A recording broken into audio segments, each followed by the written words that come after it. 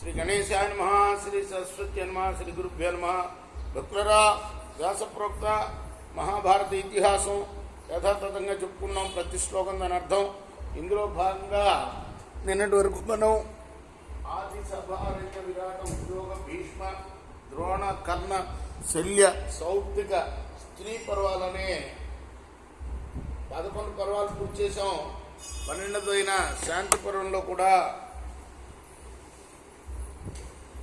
242 అధ్యాయాలు పూర్తి చేసి 243వ అధ్యాయంలోని 4వ శ్లోకం వరకు చెప్పుకున్నాం. ఈ రోజున 5వ శ్లోకం నుండి కొనసాగిద్దాం. కొనసాగించే ముందు వ్యాస భగవాను ప్రార్థన చేసుకుందాం. వ్యాసాయ విష్ణు రూపాయ వ్యాసరూపాయ విష్ణవే నమో వై బ్రహ్మనితయే వాసిష్ఠాయ నమో నమః. నారాయణం నమస్కృత్య చైవ నరోత్తమం దేవీం సరస్వతిం వ్యాసం తతో జయం ధీరయేత్. అంజనానందనం వీరం జానకీ శోకనాశనం కపి సమక్షంతారాం వందే లంకా భయంకరం.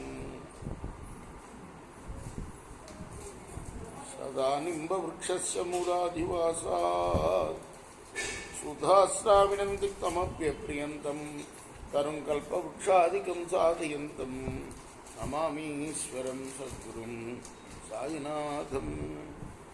సమర్థ సాయినాథ్ మహారాజ్ కీ జయ. గృహమేధి వ్రతాన్యత్ర మహంతీవ ప్రచక్షతే నాత్మార్థే సాచేదన్నం నవృథా ఘాతయేత్ పశూన్. గృహస్థులకు శాస్త్రం విధించిన నియమాలు చాలా ఉన్నాయి. గృహస్థుడు కేవలం తన కోసం మాత్రమే వంట చేసుకోకూడదు. అనర్థహేతువైన పశుహింస కూడా చేయకూడదు. ప్రాణీ వా యది వా ప్రాణీ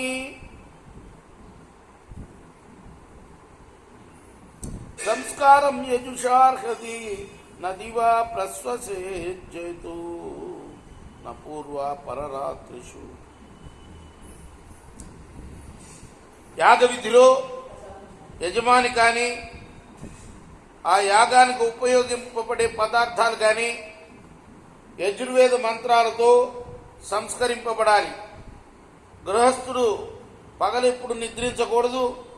రాత్రి తొలి భాగంలో అలానే చివరి భాగంలో కూడా నిద్రించకూడదు.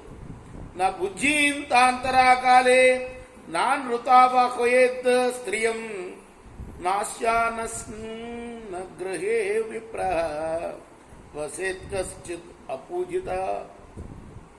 రోజుకు 2 పూటలే భోజనం చేయాలి. మధ్య మధ్య ఏం తినకూడదు. ఋతుకాలంలో తప్ప మరెప్పుడు భార్యతో సంగమించకూడదు. గృహస్థుని ఇంట నిరాదరణతో గాని నిరాహారంగా గాని అతిథుల్ని ఉంచకూడదు.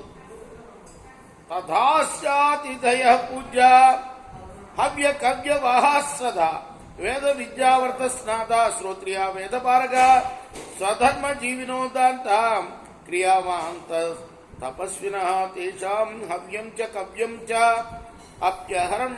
అప్యర్హణార్థం విధీయతే.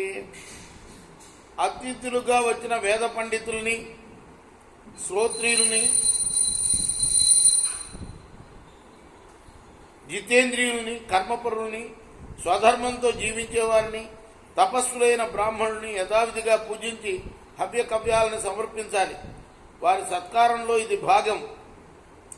నఖరై సంప్రయాతస్య